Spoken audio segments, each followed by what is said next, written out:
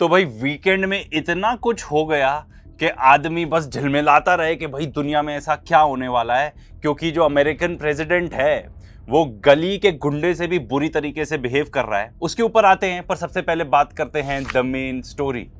जो F-15 jet गिरा था उसमें जो 2 पायलट इजेक्ट हुए थे, ठीक है, हमने आपको बताया था पिछले वीडियो में इसके बारे में।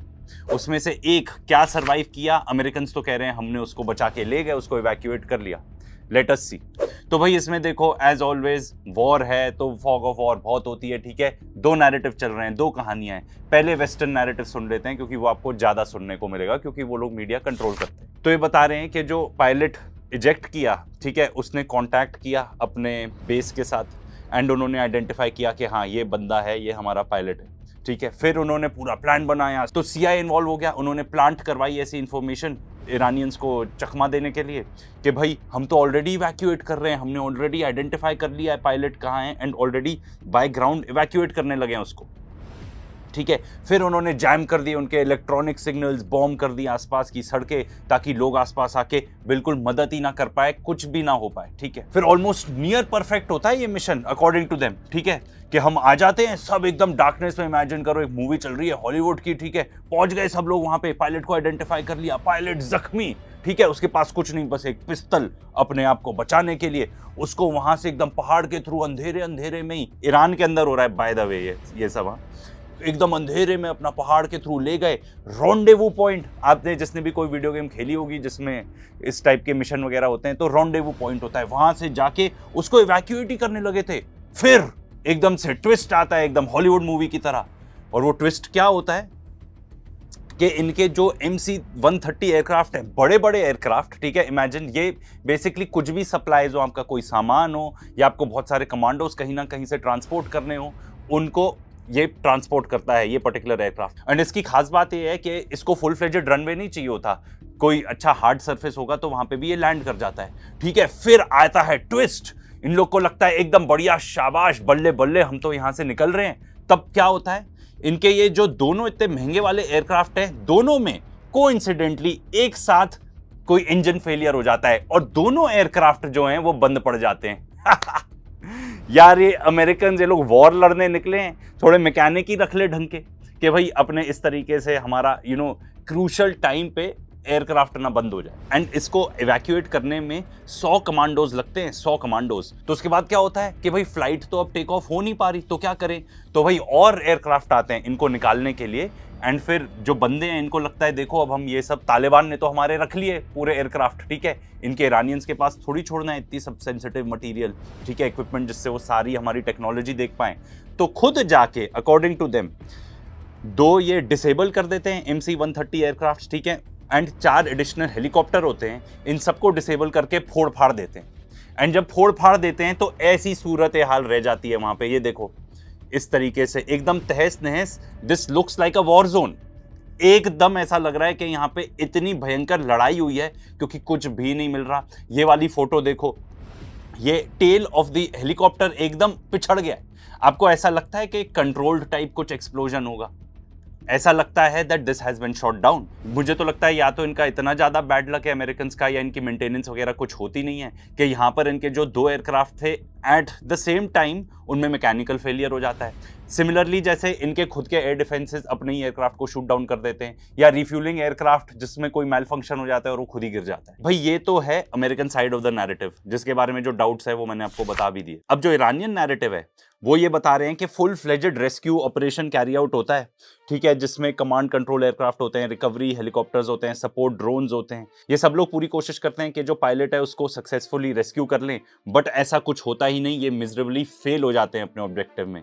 ये ईरानियन नैरेटिव है, ठीक है। तो ईरान का एयर डिफेंस एक्टिवेट हो जाता है, ठीक है। ये सब तो हमने भी आपको पिछले वीडियो में बताया था कि सबको पता था, पूरी दुनिया को पता था कि एक सर्च ऑपरेशन चल रहा है, तो ईरानियंस कैसे नहीं पहुंचेंगे जहां पर इतनी बड़ी वारदात होने वाली थी। पायलट उन्हीं के जमीन पर था, उन्होंने तो सबको बोल भी दिया था कि भाई इनाम मिलेगा जो भी इस पायलट को ढूंढ कर निकालेगा। तो अकॉर्डिंग टू द इरानियंस इनको बहुत बुरा लॉस हो जाता है ये सब करते करते, ये सब लड़ाई करते करते। अगर आप 100% ईरानियन नैरेटिव सुनना चाहते हो तो अकॉर्डिंग टू देम वो जो अपने लोकल मीडिया में बता रहे हैं, 12 एयरक्राफ्ट का टोटल नुकसान हुआ है। 12, वो कैसे? 2 इसमें HC-130s है, ठीक है, ये चीज तो अमेरिकन भी एग्री कर चुके हैं। 2 इसमें ब्लैक हॉक हेलीकॉप्टर्स हैं, ये भी अमेरिकन अग्री कर चुके हैं। 2 इसमें 2 और हेलीकॉप्टर हैं, ठीक है, जो अमेरिकन भी अग्री कर चुके हैं, क्योंकि उन्होंने क्या बताया, 2 जेट C-130 एंड 4 हेलीकॉप्टर। तो ये सब तो पूरा मैच कर रहा है। अब MQ-9 ड्रोन्स का तो अमेरिकन ने कुछ बताया नहीं, ये बता रहे हैं 2 MQ-9 ड्रोन्स भी हमने गिराए, और इसके अलावा कह रहे हैं 4 और हेलीकॉप्टर इन्वॉल्व थे इस पूरे ऑपरेशन में जो भी डैमेज हुए।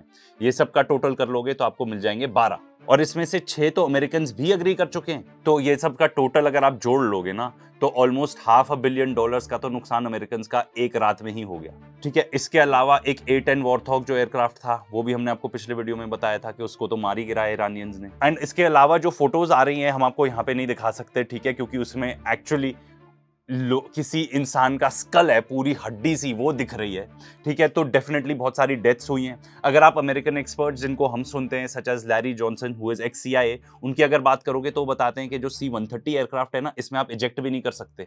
इसमें 6 क्रू मेंबर होते हैं, एंड जो फोटोज आ रही हैं उसको देख के लग रहा है कि ये तो क्रैश ही हो चुका है, ठीक है, डिस्ट्रॉय हो गया है in an actual air battle. And Iranian narrative ये है कि पायलट को तो रेस्क्यू ही नहीं कर पाए। ईरानियंस ये भी बता रहे हैं कि एक और जो फ्लॉ अमेरिकन की एक्सप्लेनेशन में है, जो उनका नैरेटिव है, उसमें ये है कि जो पायलट था वो तो बहुत बुरी तरह घायल था, तो उसके chances of survival as it is ही बहुत ज्यादा कम थे। एंड जब ये सब वारदात चल रही थी तब ईरानियंस ने आके ये न्यूज भी बताई थी हमें कि जो अमेरिकन है वो बहुत बुरी तरह उस पूरे रीजन को बॉम्बार्ड कर रहे हैं, क्योंकि वो पायलट को जिंदा नहीं कैप्चर होना चाहते, उसको मार ही देना चाहते। वहां पे बहुत सारे ट्राइबल लोग भी रहते हैं, ठीक है। तो जो ईरानियन मिलिशिया थी वो भी इन्वॉल्व थी इसमें। ईरानियंस ये भी बता रहे हैं कि they played a major part. मतलब आप इमेजिन करो कि वहां पे जो मिलिशिया है उन्होंने हेलीकॉप्टर को मार गिराया, ऐसा ईरानियंस क्लेम कर रहे हैं। इससे देखो हुआ जो भी होगा, हमको ये तो पता है नुकसान बहुत भारी हुआ है अमेरिकन का इसमें।